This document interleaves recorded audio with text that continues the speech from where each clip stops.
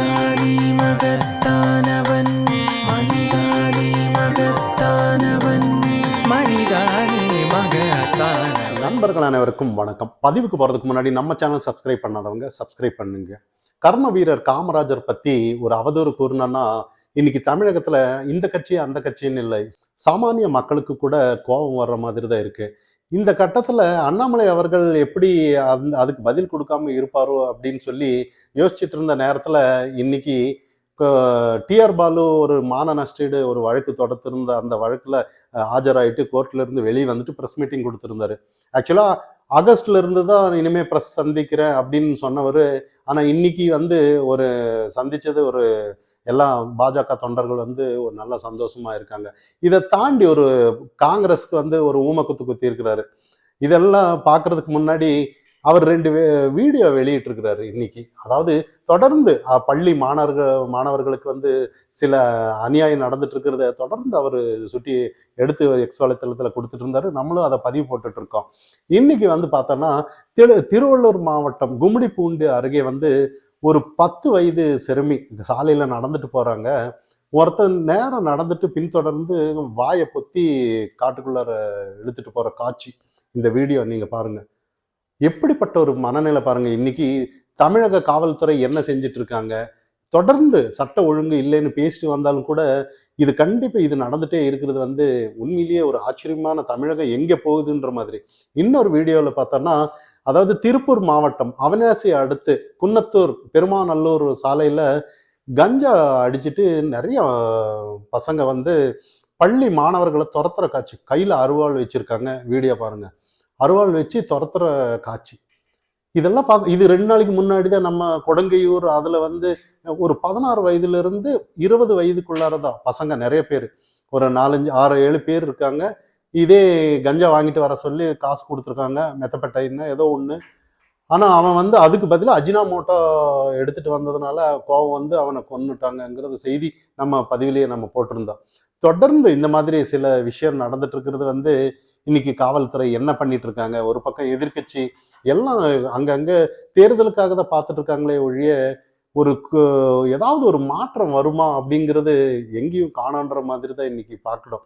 இப்ப ஏதாவது ஒரு அண்ணாமலை அவர்கள் தொடர்ந்து வெளியிட்டு இருக்கிறாரு. இனிமேலாவது ஏதாவது அண்ணாமலை ஏதாவது ஒன்று மாற்றம் கொடுப்பாருன்னு தமிழக மக்கள் எல்லாம் வெயிட் பண்ணிட்டு இருக்காங்கங்கிறது எல்லாருக்கும் தெரியும். இதை தாண்டி இன்னைக்கு அவர் திருச்சி சிவா அவர்கள் நேத்து சொல்லியிருந்தார். அதாவது கர்ம வீரர் காமராஜர் ஐயா அதாவது கருணாநிதி அவர்கிட்ட சொன்ன விஷயம், அதாவது இந்த மாதிரி அவர் ஏசி, அதாவது அரசு பயணிகள் விடுதியில எல்லாம் ஏசி போட சொன்னதும் கர்மவீரர் காமராஜர் ஐயா சொல்லியிருக்கிறாராமா. ஏன்னா ஏசி இல்லாம காமராஜரால இருக்கவே முடியாதுங்கிற ஒரு விஷயத்த சொன்னாரு. ஆனா இதெல்லாம் இந்த நேரத்துல சொல்ல வேண்டிய காரணம் என்னங்கிறது இங்க நம்ம அடுத்தது நம்ம பார்க்கலாம். இதை தாண்டி இன்னும் அவர் சாகர நேரத்துல கையை பிடிச்சி இந்த நாட்டையும் இந்த ஜனநாயகத்தையும் நீங்க தான் கருணாநிதி அவர்களே நீங்க தான் காப்பாற்றணும் அப்படின்னு சொல்லிட்டு போயிருக்கிறாரு சொல்லி கருணாநிதி திருச்சி சிவாவுக்கு சொல்லி இருக்கிறாராமா. இதெல்லாம் எப்படிப்பட்ட ஒரு மனநிலை பாருங்க. அதாவது அப்பேற்பட்ட ஒரு மகாத்மா அப்படின்னு சொல்லலாம். அதை தான் இன்னைக்கு அண்ணாமலை அவர்கள் சொன்னாரு. அதாவது காங்கிரஸ் அடியாளம் இன்னைக்கு தமிழகத்துல இருக்குன்னாலே அது காமராஜர் ஐயாவால தான். காங்கிரஸ் இன்னும் தமிழ்நாட்டுல வாழ்ந்துட்டு இருக்கு, இல்லைன்னா காங்கிரஸ் இந்நேரம் காணாம போயிருக்கு. இவங்களுக்கு ரோசம் மானம் சூடு சொரணம் எதுவுமே இல்லையா, இன்னும் கட்சியில ஒட்டிட்டு இருக்காங்க அப்படின்னு. இப்ப இதையே மாநில தலைவர் எல்லாம் கோவம் ஏதாவது ஒரு எதிர்ப்பு தெரிவிச்சிருக்கலாம். சும்மா யாரும் அதாவது காமராஜர் பத்தி ஏதோ செல்வ பெருந்துக்கு ஏதோ ஒரு பிரஸ்ல சொல்லிட்டு ஒரே பொத்தம்பதுமா ஒரு வார்த்தையை சொல்லிட்டு போயிட்டாரு, யாருக்கும் தகுதி இல்லை அப்படின்ற மாதிரி. ஆனா யாருமே இன்னைக்கு குரல் கொடு. ஏன்னா எல்லாம் இன்னைக்கு காங்கிரஸ் இருக்கா இல்லையா, எல்லாம் திமுகவில் ஐக்கியம் ஆயிட்டாங்களா அப்படின்ற மாதிரி. இந்த விசிகா எப்படி கரைஞ்சி போச்சு, அதே மாதிரி காங்கிரஸ் கூட கரைஞ்சி போச்சோ அப்படின்ற மாதிரி. ஏன்னா உண்மையிலேயே மானரோசம் இருந்தா வெளியே வாங்க அப்படின்ற மாதிரி சில செய்திகள். இதை தாண்டி ஊடகம் ஒரு நாரதர் கழகம் நல்லதுல முடியுன்ற மாதிரி இன்னைக்கு ஊடகம் தொடர்ந்து அண்ணாமலை கிட்ட ஒரு விஷயத்த கேட்டு அதை ஏதாவது ஒரு சர்ச்சை ஆக்கிடலான்ற மாதிரி தான் பார்த்துட்டு இருந்தாங்க. ஆனா இன்னைக்கு அது நடக்கல. அதாவது அந்த கழகமும் நல்லதுல தான் முடிஞ்சிருக்குன்னு நான் பார்க்கணும். அண்ணாமலை அவர்கிட்ட இதே மறுபடியும் கூட்டணி ஆச்சு அப்படின்னு அதை தான் அண்ணாமலை சொல்லிட்டாரு. 1க்கு 4 தடவை அமித்ஷா வந்தாரு, கூட்டணி ஆட்சி தானே அமையும் சொன்னாரு. அவர் கூட்டணி ஆட்சி தான் அமையும்னு சொல்லும்போது ஒரு தொண்டனா என்னோட தலைவன் சொன்னதானே நானும் சொன்னேன்.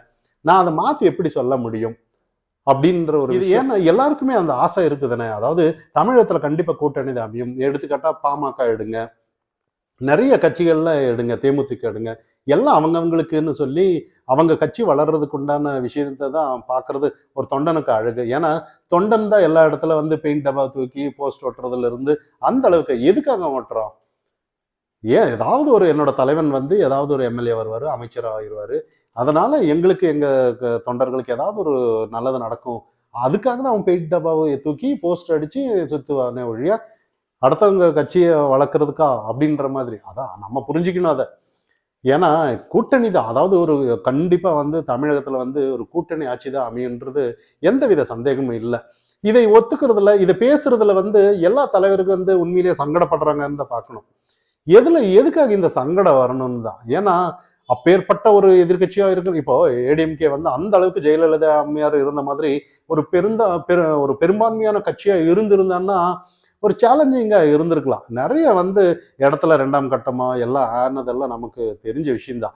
இருந்தாலும் கூட இப்ப வந்து ஒரு கூட்டணியில அதிமுக பாஜக கூட்டணி இல்ல எல்லாம் மத்தவங்க எல்லாம் சேர்ந்து அதிமுக, அதாவது முதலமைச்சர் எடப்பாடி அமர்த்த வச்சாலும் கூட கூட்டணி ஆட்சின்னு சொல்றதுல என்ன தயக்கம்? இது வந்து உண்மையிலேயே இன்னைக்கு வந்து பாஜகவோட மூத்த தலைவர்களுக்கெல்லாம் இன்னைக்கு அப்படியே ஒரு குழுன்னு இருக்குன்ற மாதிரி தான் நம்ம பார்க்கணும். இதெல்லாம் தாண்டி எதிர்கட்சிக்கு கூட இது ஒரு பாடமா அமைஞ்சிருக்கு. எதிர்கட்சின்னா அதாவது மற்ற கட்சி, அதாவது பாமக ஆனாலும் சரி, தேமுதிக ஆனாலும் சரி, அண்ணாமலை இன்னைக்கு ஒரு சொன்ன விஷயம் வந்து அவங்களுக்கு ஒரு மெசேஜ் தான் பார்க்கணும். அதாவது நீங்க கூட்டணி அமைக்கிறீங்கன்னா எங்களை அழைக்கிறதா இருந்தானா எங்களுக்கு அந்த இடத்துல ஒரு பங்கு தரணும். இதுதானே ஒரு சரியான ஒரு முடிவு இன்னைக்கு பார்க்கணும். அதை தான் இன்னைக்கு அண்ணாமலை அவர்கள் வந்து ஒட்டுமொத்த தமிழக எல்லா கட்சிக்கும் ஒரு மெசேஜ் சொல்லிட்டு போனதா நம்ம பார்க்கணும். உண்மை தானே, இன்னைக்கு யதார்த்தமான ஒரு விவரம் தானே. இன்னைக்கு ஒரு தொண்டை வந்து கஷ்டப்பட்டு அந்த அளவுக்கு ஒரு கட்சி வளரணுங்கிறதுக்கு பாடுபட்டுட்டு ஏதோ ஒரு ஓரத்தில் இருக்கிறோம். இப்போ திமுகவில் எடுத்துக்குங்களேன், எல்லாம் திமுக தனித்து போட்டிவிட முடியாத ஒரு கட்சி இருந்தாலும் ஏதோ பணபலத்தாலேயோ ஏதோ ஒன்று கட்டுக்கொள்ள அவங்க வச்சிட்டு இருக்காங்க. இதே அவங்களது வந்து உண்மையிலேயே இதே காங்கிரஸ் தரப்புல சொல்றாங்க எங்களுக்கு 17 சீட் இருக்கு, நாங்க தனித்து நின்னா அந்த அளவுக்கு வாக்கு வரும், நாங்க இல்லைன்னா திமுக வந்து தோல்விதான் அப்படின்னு ஓப்பன்ல சொல்றதை நம்ம இன்னைக்கு கவனிக்கிறோம். ஆனா இன்னைக்கு வந்து அதாவது ஒண்ணு அந்த மாதிரி ஒரு பண பலத்துல வச்சு திமுக அது ஒரு கண்ட்ரோல்ல வச்சிருக்காங்க. இல்லைன்னா இந்த இடத்துல அந்த மாதிரி யாரும் பணத்துக்கு அடிக்ட் ஆகிற கூட்டம் இது கிடையாதுன்ற மாதிரி தான் நம்ம பார்க்கணும். ஏன்னா திமுக மாதிரி இல்லை இந்த கட்சி எல்லாம் ஒரு அளவுக்கு வந்து ஏதோ ஒண்ணு வந்து ஏடிஎம்கே ஆனாலும் தேமுதிக ஆனாலும் பாமக ஆனாலும் மக்கள் சார்ந்து இருக்கிற ஒரு அளவுக்கு இருக்காங்கங்கிறது நம்ம கவனிக்கணும். இதெல்லாம் தாண்டி இன்னைக்கு வந்து ஒட்டு மொத்தமா இன்னைக்கு வந்து தமிழகத்துல வந்து ஆகஸ்ட்ல இருந்து அண்ணாமலை அவர்கள் வருவாரு. நிறைய இன்னும் பிரஸ் மீட் சந்திக்கிறதா இருக்கிறாரு. அதனால ஒட்டுமொத்த தொண்டர்கள், பாஜக தொண்டர்கள் இன்னைக்கு குசியா இருக்காங்க. மனிதானி மகத்தானவன் மனிதா